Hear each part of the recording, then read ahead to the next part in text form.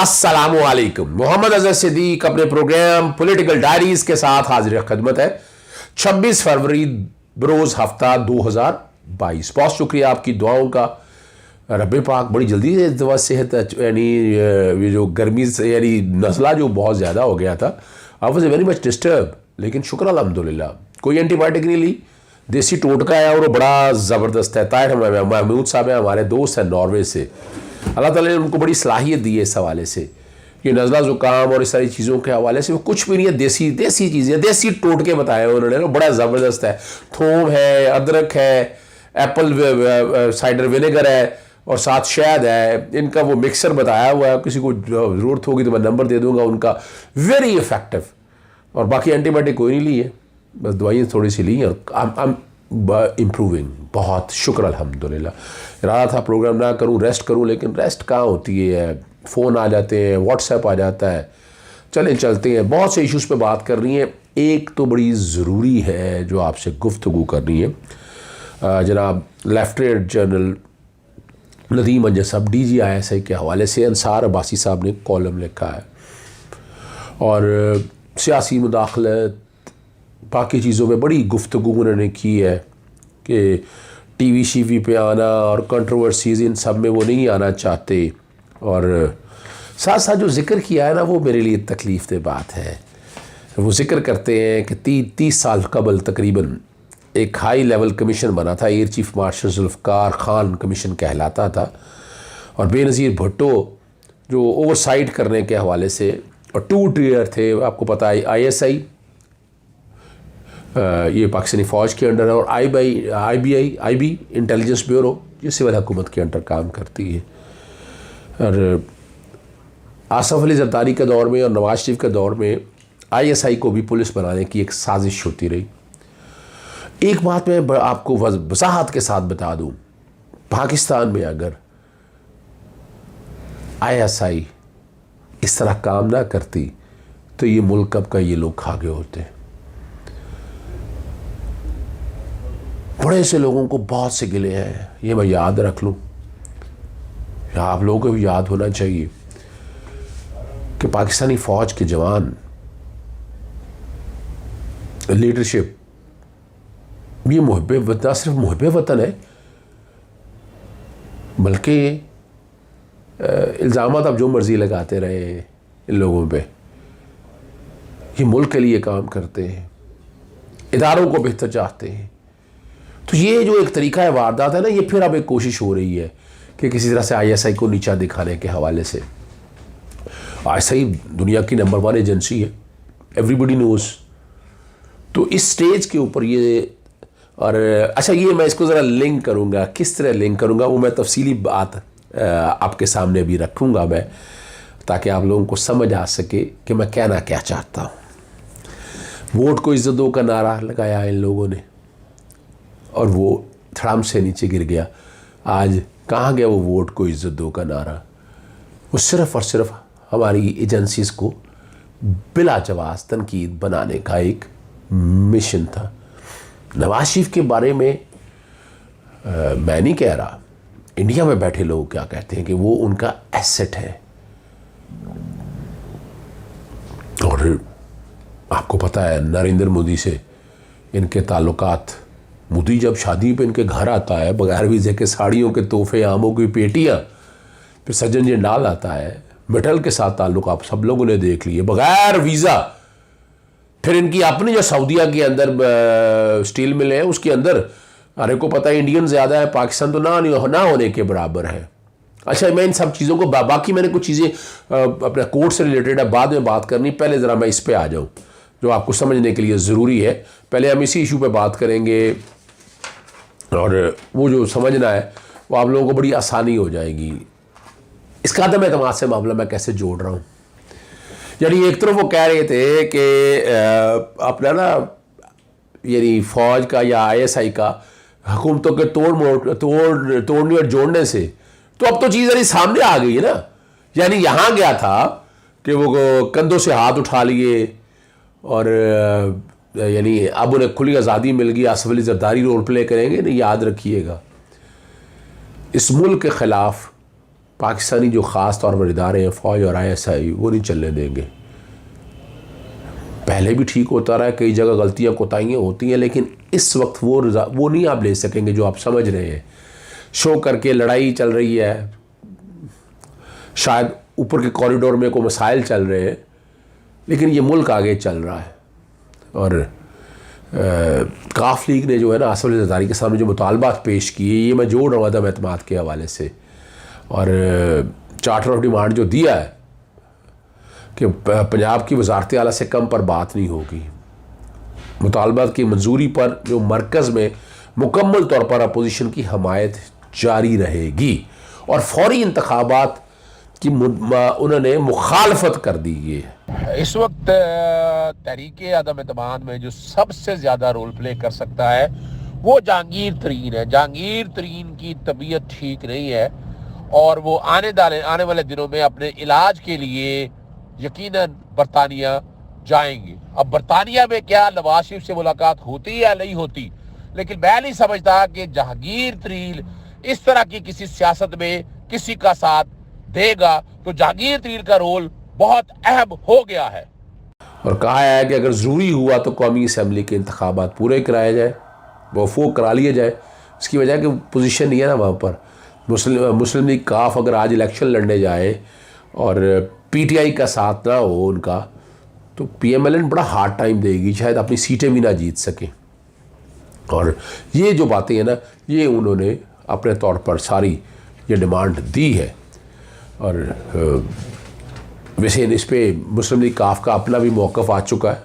मुस्लिम league काफ का अपना मौक़िफ़ क्या आया वो मैं बताता हूँ आपको समझने के लिए। और उन्होंने अपने मौक़िफ़ में क्या कहा है, मुस्लिम लीग काफ क्या चाहती है, उन्होंने जो चीज़ें सारी सामने रखी हैं, उन्होंने रद्द-ए-अमल में कह दिया है कि उन्होंने वज़ारत आला के लिए कोई हसूल के लिए कोई बात नहीं की है, और उनकी जमात मरकज़ में अदम एतमाद की सूरत में अपोजिशन का हमायत का कोई फ़ैसला भी नहीं किया है। और ये जमात जो है ये जमहूरी अमल पर यकीन रखती है।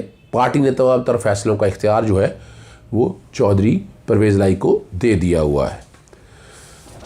चले पहले शेख रशीद पे बात करते हैं आपको ज़रा। शेख रशीद साहब ने भी इस हवाले से, उसमें उन्होंने क्या कहा है कि ख़रीदो फ़रोख्त का जो बाज़ार है ना शुरू हुआ तो झाड़ू फिर जाएगा और इमरान खान तुर्प का पत्ता खेलेगा। ये मैं बता चुका हूँ आपको, तुर्प का पत्ता। और शेख रशीद ने अच्छा कहा, और कहा भी कान खोल कर सुन लीजिएगा कि ये ख़रीदो फ़रोख्त आपको पता जारी है। बिज़नेस टाइकून सारे मामले में आ चुके हुए, रेट लग रहे हैं, बोरियां खुल चुकी हैं नोटों की, पर ये इतना आसान काम नहीं है। और किस तरह, यानी मैं भी हैरान होता हूँ, बाकी लोग भी हैरान होते हैं कि जो इदारों पे ऊपर इल्ज़ामात लगाते रहे, वोट को इज़्ज़त दो के नाम पर आवाम को बेवकूफ़ बनाते रहे, तो ऐसे लोगों को मुनाफ़िकत के सामने रखते हुए कैसे जगह दे दी जाए, ये मुश्किल काम है। आसिफ अली ज़रदारी साहब मास्टर है ख़रीदो फ़रोख्त के कारोबार में, और छांगा मांगा की सियासत करने में ये बाकी लोग ज़िम्मेदार हैं। ठीक है ना जी। और अब जो बात है ना, पाकिस्तान तहरीक इंसाफ, पाकिस्तान पीपल्स पार्टी दोनों कराची से रैली निकाल रहे हैं, और रेंजर्स सिक्योरिटी फराहम करेगी दोनों को, ऐसी कोई बात ही नहीं है जी। और जो बात है जो कहने वाली है, उन्होंने कहा कि दौरा रूस बड़ा कामयाब रहा है, और हकीकतन कामयाब रहा है, इस पर मैं गुफ्तगू करूँगा। और भारत जो है ना, पाकिस्तान को एक आँख भी भाता नहीं है। और जो तहरीके अदम एतमाद है, ये ढीली डाली और डामाडोल तहरीक है। ये माजी में भी चलती रही है, अब भी चलती रहेंगी, उससे कोई फ़र्क नहीं पड़ता है। शेख रशीद ने जो टोटल जमहूरियत का ये कारोबार कहा है, ये चलता रहेगा। इंतशार फैलाने की जो लोग कोशिश करते रहेंगे वो नहीं। तो अल्टीमेटली जो बात मैं आपके सामने रखनी है वो ज़रा समझना आप लोगों के लिए ज़रूरी है कि पाकिस्तान इस वक्त जैसे हालात से चल रहा है ना, कोई मुश्किल काम नहीं है। लेकिन आप लोगों को मैं इसलिए बात बताता चल रहा हूँ, बड़े हाई लेवल पे मीटिंग्स हो रही थी। मैं जब कल कराची, यानी परसों कराची से जब मैं वापस आ रहा था, तो MQM के लोग भी वहाँ पर शामिल थे। नाम लेने की ज़रूरत नहीं है कि वो भी आखिर मीटिंगों में, यहाँ सौदेबाजी कौन सा बेहतर ऑफ़र देने के लिए बैठा है, वो कुछ हो रहा है। इमरान खान गालिबन इस तरह की ऑफ़र देने के लिए तैयार नहीं है। ये फैसला तो इमरान खान साहब ने करना है और वो इसमें पीछे हटने वाले नहीं है। Chief justice Lahore high court का एक बड़ा कदम है। टैक्स और मालियाती मुकदमात के लिए खुसूसी बेंच उन्होंने तश्कील दे दिया और अगले हफ्ते से फास्ट ट्रैक पर समाअत शुरू होगी।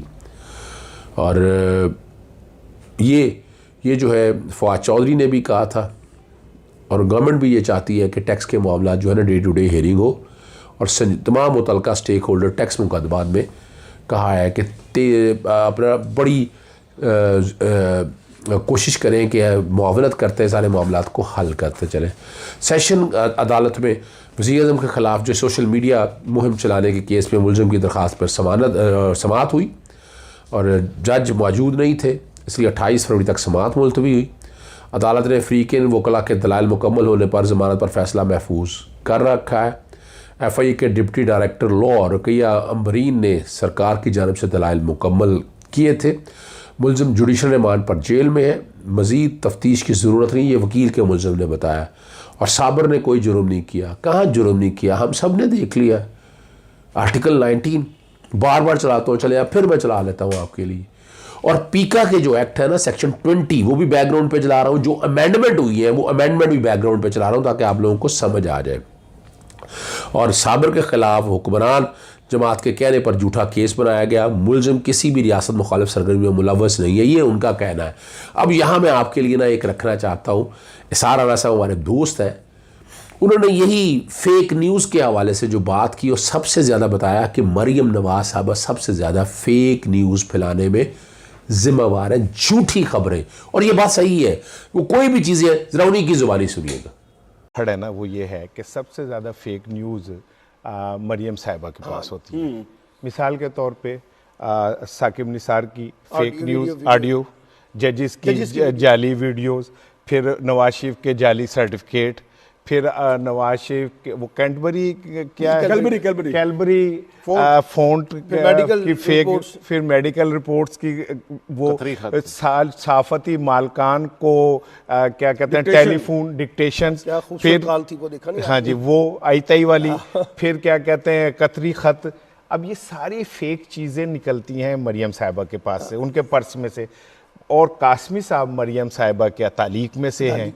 सो फेक न्यूज़ के ख़िलाफ़ अगर वो नहीं बोलेंगे तो कौन बोलेगा? सो मैं ये समझता हूँ कि ये उनका बोलना बनता है। एक खबर जो मुझे शुरू में बतानी चाहिए थी वो रह गई।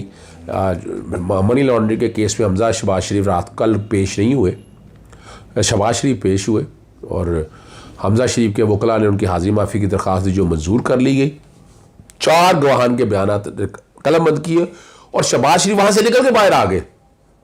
शहबाज शरीफ जो है ना वहां से निकल कर, मैं क्या कह रहा हूं, बाहर आ गए। अदालत में नहीं हुए, अदालत में मौजूद रहते तो बात और थी। वो उसी वक्त निकले और वहां जो भी उन्होंने ड्रामा करना था, ड्रामा करने के बाद बाहर आ गए। और उसमें मैंने फिर एक ट्वीट भी किया इसके ऊपर, वो बड़ा ज़बरदस्त है, वो ज़रा समझना है। यानी वो क्या उन्होंने किया कि अच्छा ये दोस्त है अरशद अली, उन्होंने ट्वीट किया, जरा उनसे हैरत है। शहबाज शरीफ पहले अदालत में हर बार ये कहते थे अपनी मौजूदगी में गवाहान के बयानात कलमबंद कराना चाहता हूं। आज शहबाज शरीफ मनी लॉन्ड्रिंग रेफरेंस में नैब के 4 गवाह पेश होने हुए। अदालत ने गवाहान का बयान कलम करना शुरू किया तो शहबाज शरीफ अधूरी समाअत छोड़कर बाहर मीडिया टॉक करने लगे। ठीक है जी। और यहाँ आप यहाँ से अंदाज़ा लगा सकते हैं, मैंने भी बड़ा वादे तौर पर लिखला और मैंने कहा आखिर बिल्ली थैले से निकल आई। अवाम अब बेवकूफ़ नहीं बनना चाहती। अदम एतमाद के नतीजे में आप 1 साल के लिए वज़ीर बनकर डूबती मईशत को कैसे सहारा देंगे, ये सवाल किया। इसका जवाब दिया, आपको किसने कहा मैं 1 साल के लिए आऊँगा। यानी बात बाजी आ गई। जिस तरफ इमरान खान साहब को गिराना है और उसके बाद क्या करना है, इन्होंने असेंबलियां डिसॉल्व कर देनी है। बदनीति बड़ी आ गई है। या कैसे आप 5 साल से पहले अगर ये मामला ऐसा किया तो मैं आज ऐलान करता हूं अदालतों में चैलेंज करूंगा मैं ऐसी असेंबली को डिसॉल्व करने के लिए जो बदनीति की बुनियाद पर कि एक जमहूरी हुकूमत को जो 5 साल के लिए आई और कहां गया इनका मिसाके जमहूरियत, कहां गया मिसाके जमहूरियत। अब ऐसा आएगा 58 आर्टिकल का जब इस्तेमाल करेंगे, वज़ीर आज़म एडवाइस भी दे, इनके बाप का पैसा नहीं है 5 साल के लिए असेंबली आए पहले आ जाए, और कहीं 5 साल के लिए मुंतखब होके आए। अब देखेंगे ये मामला अगर चैलेंज होगा तो इस्लामाबाद हाईकोर्ट में चीफ सत्र में लगा के सामने जाएगा तो वो क्या कहेंगे सारे मसले में। अब तो आप लोगों को समझ आ जाना चाहिए मामला बड़ा साफ है, वाज़ेह है, इसमें तो कोई डाउट है ही नहीं है। ये बड़ी वाज़ेह तौर पर अगर ऐसा हुआ तो इसको बाकायदा चैलेंज किया जाएगा आला अदालतों में। अगर तहरीक अदम एतमाद के नीचे में मौजूदा हुकूमत गिराई गई तो उसको चैलेंज किया जाएगा। ये मैं आज के प्रोग्राम में मैं ऐलान कर रहा हूं। प्रोग्राम खत्म करने से पहले डॉक्टर तारिक कादरी ने बहुत खोचा है। डॉक्टर तारिक कादरी का आपने ये सुना और वो क्या फरमा रहे थे, हक़ाइक़ के बहुत करीब तर वो बातें करते हैं। इख्तलाफात अपनी जगह है। इजाज़त चाहूँगा। अस्सलाम वालेकुम, अल्लाह हाफ़िज़, पाकिस्तान जिंदाबाद।